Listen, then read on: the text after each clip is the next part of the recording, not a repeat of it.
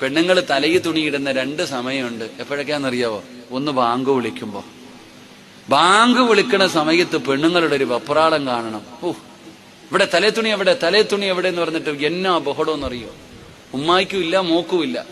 അവസാനം നോക്കുമ്പോ ഒരു ഷാള് കെട്ടി ഉമ്മായും മോളും കൂടെ 50-50 ഇട്ടിട്ടായിരിക്കണം. ഇങ്ങനെ ലാ ഇലാഹ ഇല്ലല്ലാഹ് തീർന്നു. എന്നാ ഒറ്റ ഏറ് കഴിഞ്ഞു, പിന്നെ ഷാളുമില്ല.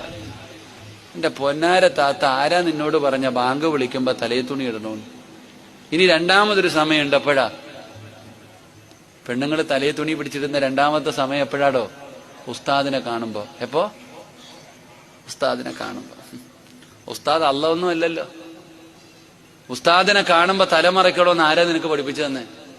താത്ത മറയ്ക്കുവാണെങ്കിൽ എപ്പോഴും മറയ്ക്കണം. അത് പണ്ട് ഉസ്താദന്മാരെ കാണുമ്പോ തലേ തുണി ഇടുന്ന കാലം പണ്ടായിരുന്നു. ഇപ്പൊ ഉള്ളത് കൂടെ വേണമെങ്കിൽ താഴോട്ട് പിടിച്ചിടും. അള്ളാഹു കാത്തിരിശുകുമാറാകട്ടെ. അതുകൊണ്ട് എന്റെ പൊന്നാര ചങ്ങാതിമാരെ, റമളാന നിനക്ക് തഹജ്ജുദ് നിസ്കരിക്കാൻ പറ്റും. രാവിലെ ഭക്ഷണം കഴിക്കാൻ എന്തായാലും എഴുന്നേക്കുമല്ലോ, അലാറം വെക്കും. ആമിന, എന്റെ വീട്ടിൽ ലൈറ്റ് കണ്ടില്ലെങ്കിൽ വിളിക്കണേന്ന് അയൽവാസിയോട് പറയും.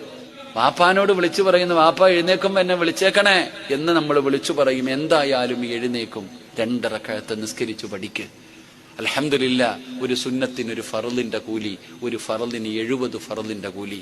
മക്കളെ, ളുഹാ നിസ്കരിക്കാം. മുമ്പും ശേഷവുമുള്ള സുന്നത്തുകൾ നിസ്കരിക്കാം.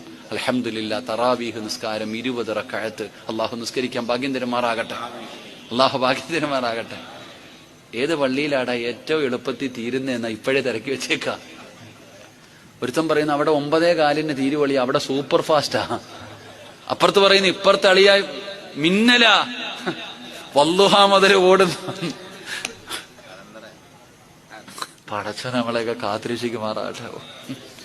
പിള്ളാര് പറയുന്നു ഏറ്റവും എളുപ്പത്തിൽ തീരുന്ന പള്ളി തിരഞ്ഞിട്ട് നടക്ക. എന്റെ പൊന്നാര ചങ്ങാതി, അള്ളാഹു നമ്മളെയൊക്കെ നന്നാക്കി തരുമാറാകട്ടെ.